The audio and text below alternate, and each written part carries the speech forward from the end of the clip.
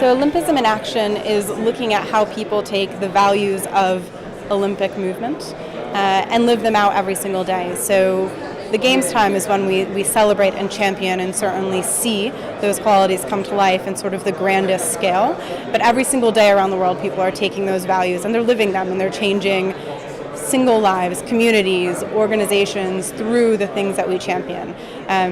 The Olympic Games are an extraordinary moment in time, but it is the in-between. It's that movement that's committed to changing the world for better through sport, and that's what Olympism in Action stands for, is those people who are championing that every day.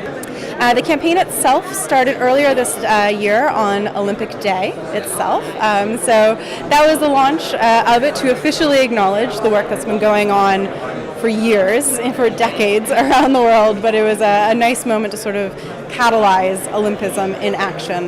But it will carry on. So there's a forum in Buenos Aires, the 5th and 6th of October. That will be, so it will be the second big moment where we explore what does Olympism in action mean through the voices of the world. So looking at external voices coming in and discussing together what do things like gender equality, the future of the Olympic Games, what do they mean? Where are we today? How can we take an honest look at ourselves and say, we've done well, and here's the opportunity. This is what we need to move forward together doing and investing in these qualities.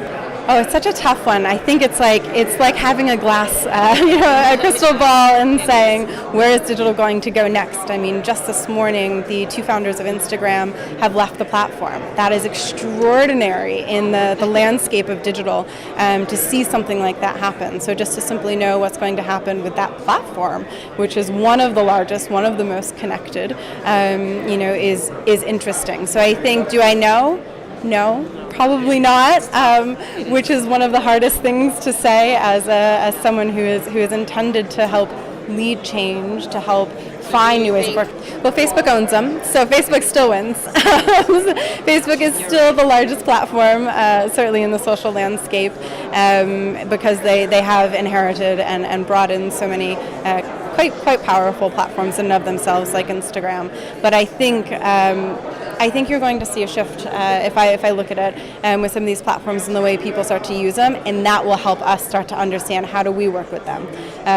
Facebook in relation to the UK elections and to some of the election work in the US and some of the integrity questions that have come up around how they operate pose questions for consumers, and so those questions and how they resolve and how people feel about these platforms will really help us understand where do they want to spend their time. And at the end of the day, we want to spend our time where they spend their time, because they're the most important person in a digital decision, is the user.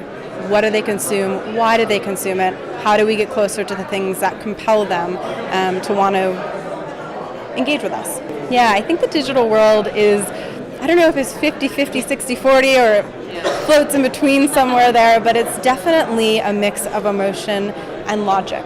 And I think it's what makes it so compelling and iterative and challenging, is that you have to really consider both. It isn't a technical decision you're making or a platform decision you're making or an architectural decision. It is very much about someone's time, how they engage with you. The emotions that they feel, exactly.